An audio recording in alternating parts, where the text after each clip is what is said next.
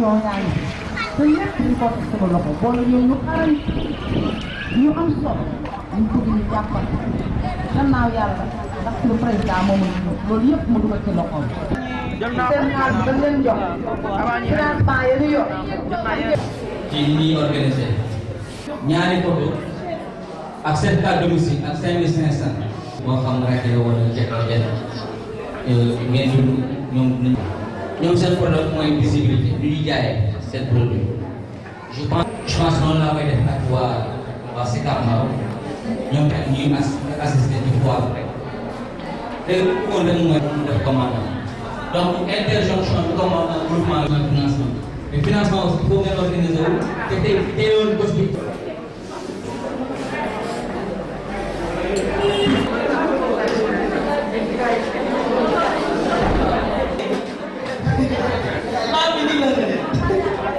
ba tey ñoo ci lancé ko bu dee am na ko am ay laaj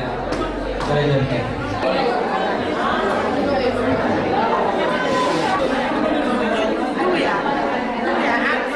dalal ko ak ko su paree ñu def ak fekk. xanaa ñu xaar mu publicité rek après ñu dalal ko dara déglu waxtaan.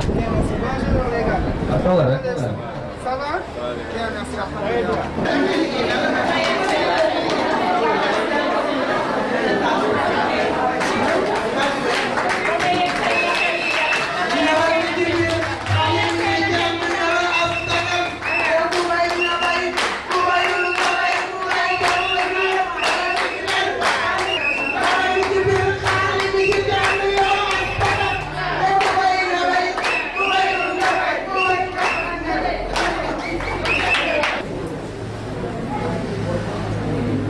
dégluwaat ko pour ñu gën a mën a xam lan mooy. ngeen approché waaw mu ngeen jël seen numéro téléphone comme ça après ñu gën a liggéey président ñëw na ñu.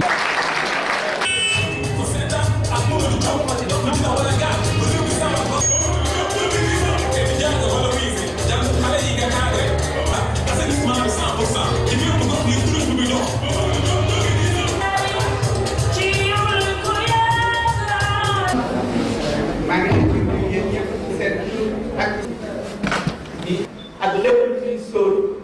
suñu xel dal ñu xam ne suñuy ji ci lañ bokk benn bi mooy suñu kilifa diine yi góor ñi dem nañ retraite wala seen doole néew na xale yi ngir mën a sakkanal loo xamee ni nii ëllëg ci biir da ngeen ci mën a réglé waat yeneen problème ba xam ne feebaree wala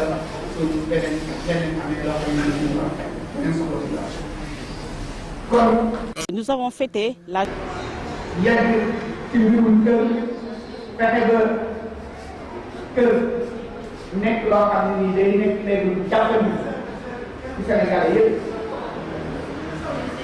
ñu jógee ci phénomène boo xam ne nii di ñaan suñu borom may la nekk nii ndax la nekk ci feebar man la comme ni may waxee yéen ñi am kenn duñu ko jox suñu doom yi jigéen wala suñu xale yi nag xam lu ñuy wax ku ci nekk soo wàccoo askan wi jóg ñu war a ànd ñun ñëpp nag puus ci mbir yooyu puus ci mbir yooyu nag li muy tàmbalee mooy gunge leen yéen ci li ngeen di def loolu mooy fànn bi nga xam ni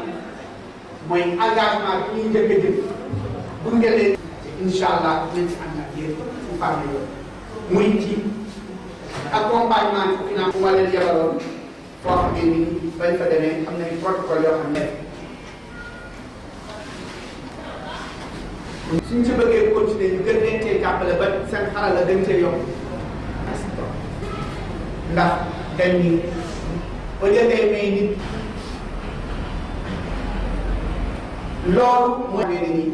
wàccoog askan wi daf ci ànd ak groupement yi nga xam ne nii moom lay am ñoom yëpp incha allah beneen fànn bi nag mu nekk xeex bu métti boo xam ne nii wóor na ni yéen suñu Amazone yi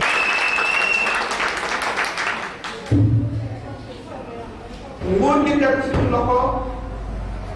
non pas pour nguur waaye pour jaamu askan wi pour lépp li nga xamee ne nii digg nañu am ak Sénégalais bu nekk ñu fexe ba mu am terrain gis naa nag ni loolu yëngal na.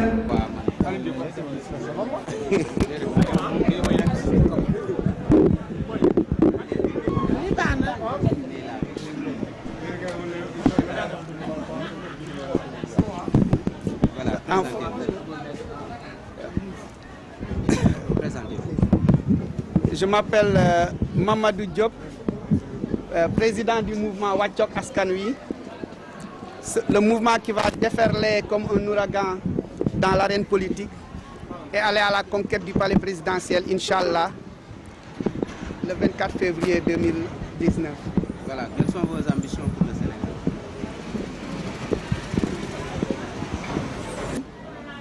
Que tout citoyen du monde aimerait visiter, où tout citoyen du monde aimerait travailler, où tout citoyen du monde aimerait venir se faire soigner. Mais d'abord faire en sorte que les besoins de base du peuple sénégalais, de chaque citoyen sénégalais, soient satisfaits. À commencer par avoir un logement décent dans un environnement sain. Avoir une éducation de qualité. Pouvoir avoir accès à des soins de qualité quand on est malade. Pouvoir avoir accès à une nourriture de qualité à des prix très abordables. Bénéficier d'une sécurité à toute épreuve et surtout offrir à nos jeunes un emploi. Notre rêve, c'est aller vers le plein emploi au Sénégal et nous sommes en train de travailler à mettre en place un projet intitulé Un Sénégalais, un terrain, un Sénégalais, un toit, qui, si les Sénégalais nous font confiance, permettra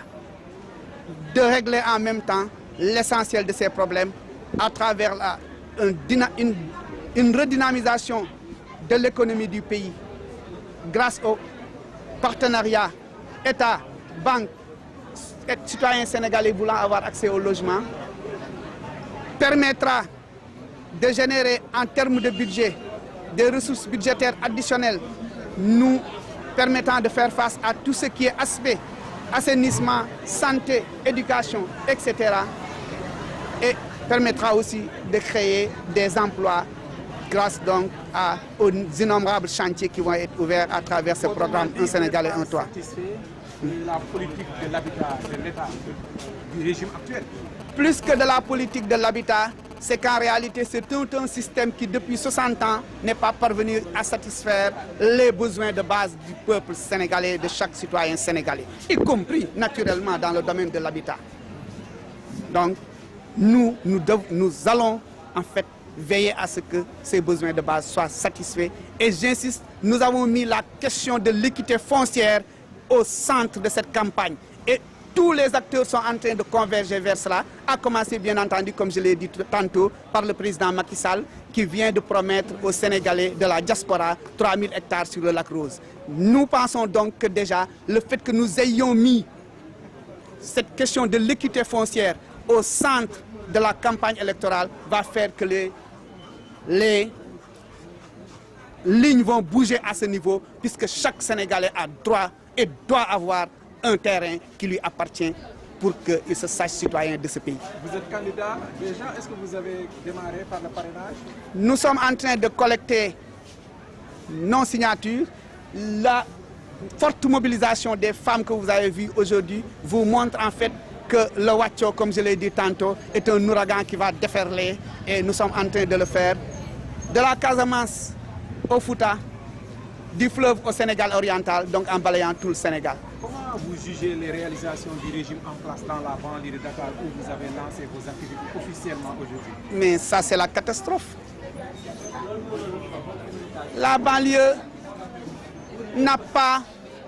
accès à un système d'assainissement de qualité. La banlieue a des difficultés à avoir des logements décents dans un environnement sain.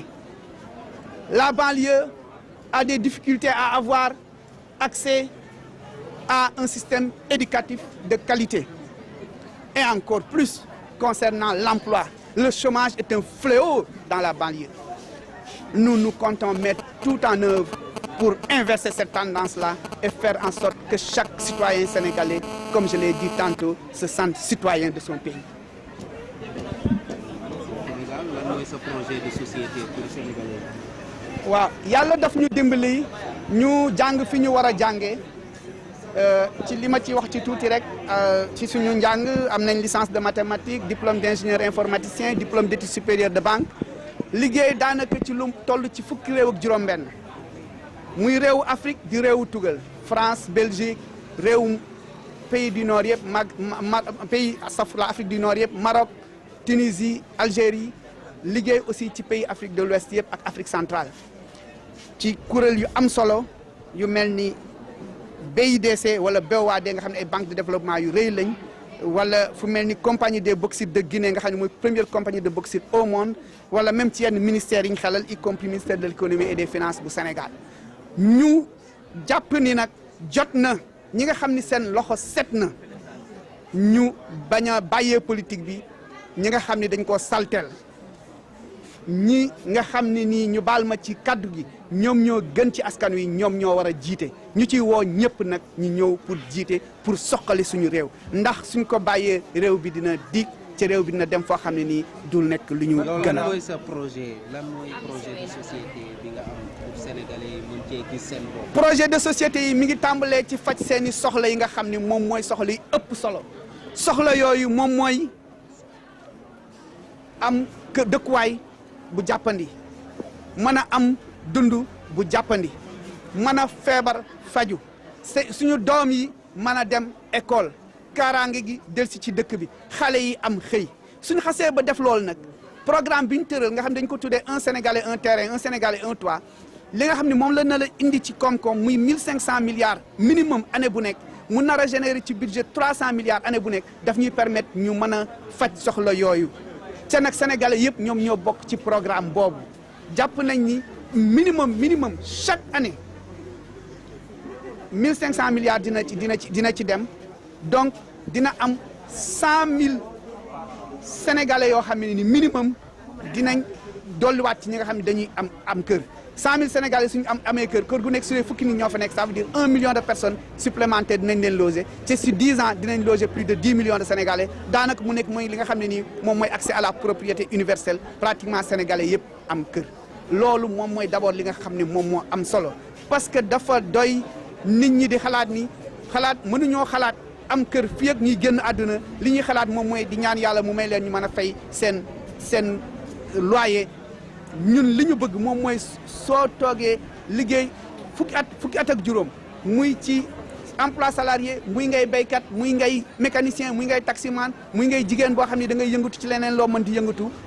nga man ci fukki at ak juróom nga fay sa kër ba nga xam ne say doom dinañ xam ni kat ñoom seen wéejur bàyyi na leen fi kër goo xam ne nii ñoom ñoo ko moomal seen bopp mu dal seen xel loolu mooy li nga xam ne d'abord moom mooy suñu point essentiel boole ko nag loolu suñ ko defee dina indi day régler yeneen problème yu bari ba nga xam ni xëyum xale yi sax daf ci bokk parce que xëyum xale yi aussi nekk na loo xam ni soxal na Sénégalais yëpp. d'accord banlieue bi daa mel ni yow kontaanoo ci bilan réew bi fi nekk njiitu réew bi fi nekk. waaw soo leen gisee d'ailleurs ñu lancé lii nii ci banlieue bi c'est parce que ñun suñ bopp dañoo nekk ñoo xamee ni nii ci banlieue bi lañ soqeekoo man sama papa bi mu jëlee retraite dem Touba daf ma boole ak sama nijaay boo xamee ni nii sama rakku yaay boo xam ni fii la nekkoon ci Géejawaay ma jàngi sama jàng yëpp Géejawaay école Pikine 14 ñëpp xam nañ ko Guédiawaye CS 10 bu Pikine ñëpp xam nañ ko fa laa jafe sama cycle moyen lycée Limamou Laye ñu ñooy première promotion boo xam ne ñoo fa génne kon ki leen di wax ku xam bu baax a baax banlieue bi la banlieue bi nekk banlieue boo xam ne ñu jàmbaar ñoo fi nekk ñoo xamee ni nii ñu nangoo jàng lañ ñoo xamee ni nii ñu nangoo liggéey lañ ñu war leen a jàppale ngir seen dëkkuwaay gën a jàppandi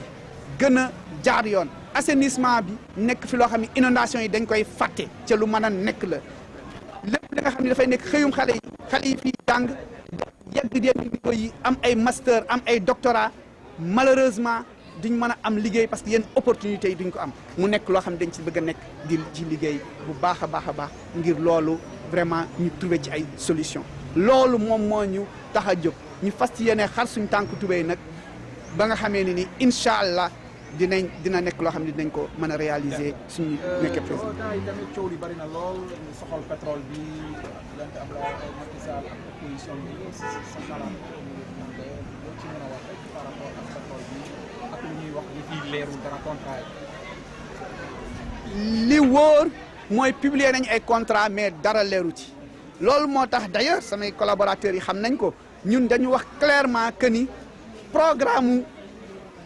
suñu programme pétrole bi dañ ko teg de côté mu xaw a jaaxal ñu bari parce que tout simplement man option bi ma jël moom mooy ni suñu yàlla dimbalee bañ jël réew mi dañuy xool contrat yi lan moo ci nekk lépp li nga xam ne dañ koo mën a suñu nekkee mbetteel bu rafet ci ñun muy loo xam ne dañ koy jël faye ko bor yi nga xam ne nii xam leen ni Sénégal a ngi koy jël mu nar a nekk problème pour suñu xale yii di ñëw génération yii di ñëw nar nañ am problème bu méttee métti suñ fayul bor yi nga xam ne nii moom lañ am fi mu nekk nii kon ñun lépp lu nar a jóge ci pétrole ak gaz su dee mbetteel bu rafet lay doon ci ñun foofu lañ koy jëmale ci fay li nga xamee ni nii moom mooy nekk bor yi ba noppi léegi nag luñ ci mën a jël yokk ci ay autoroute yokk ci ay hôpital yokk ci maanaam gën a dooleel njàng mi et cetera ñu def ko mais d'abord loolu moom moo ci suñu xalaat parce que contrat yi dara leeru ci benn ëmb la boo xam ne nag tant que tekkiwuloo ko doo xam lan moo nekk ci biir loolu laa mën a wax ci problème mu contrat yi pétrole ak gaz loolu moom mooy li nga xam ne moom laa ci mën a wax. mais ñun dañoo jàpp ni c'est important am nañ richesse bu ëpp pétrole ak gaz muy Casamance suñu toppatoowee Casamance fexe ba chemin de fer bi yegg fa. fexe ba ñu def fa unité de transformation ak de conservation fexe ba chemin de fer bi jaar aussi biir Jolof ñuy man di dem di jël suñu nag yi di leen jël ci jëleen wu am solo mën a fexe aussi ba am fa unité de transformation yoo xam ne lépp li nga xam ne mooy meew mi mooy yàpp mi dañ koy mën a defar mën ko yóbbu ci yeneen réew yi di ko jaay loolu moo ëpp solo téeméer yoon pétrole ak gaz te loolu moom mooy li nga xam ne moom moo manqué yeneen pays yi mooy diversification de l'économie loolu la ñu war a def pétrole ak gaz ñëw dooleeku ci su dee mbetteel bu rafet la